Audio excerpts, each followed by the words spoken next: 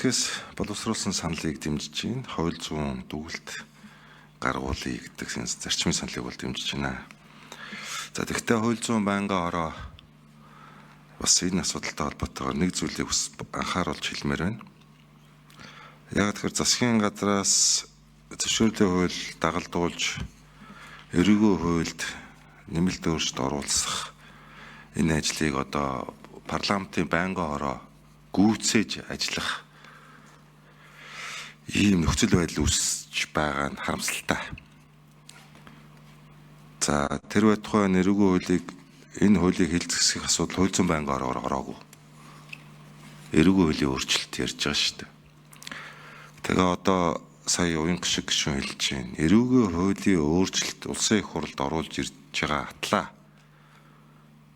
Улсын дээд шүүх, прокурор, хүний эрхийн комисс, хуульчдын холбоо, өмгөөлөгчдийн холбоо санал аваагүй. Хууль зүйн дотоод хэргийн яам дээр эрүүгийн хуульд төрчлийн хуулийн асуудлаар байнгын ажлын хэсэг байна. Энэ ажлын хэсэг дээр яриаггүй. Хууль зүйн дотоод хэргийн яамны санал байхгүй. Энэ одоо юу болж байгаа юм?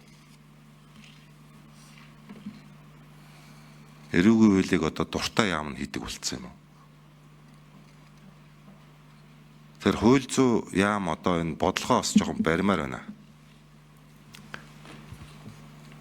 Эрүүгийн хууль оруулж ирж хууль зүйн яам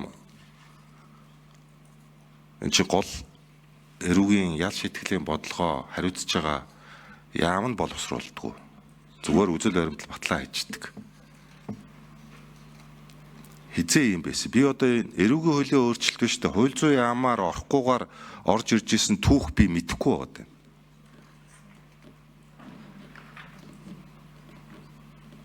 Улсын дээд шүүх, прокурорын байгууллагуудын саналыг авахгүйгээр оруулж ирсэн түүх одоо бас мэдэхгүй байгаа юм. Шүүхийн хууль дээр бид нэр бичсэн шүү дээ. Эрүүгийн процессын хууль дээр Монгол улсын дээд шүүхийн саналыг заавал авна гэдэг бүр хуулийн заалт байгаа. Шүүхийн хууль дээр.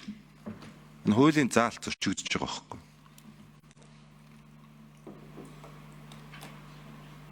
Тэгээ бодлогоо жоохон базаж ажилламаар байна. Байнгын орон дээр хууль зүйн сайдыг одоо байлгаж ямаар байна. Хэдийгээр нөгөө байнгын энэ шинэ хуулиар чинь одоо манай хууль зүйн байнгын ороо хууль зүйн сайдгүйгээр хууль зүйн бодлого яриа суудаг байхгүй.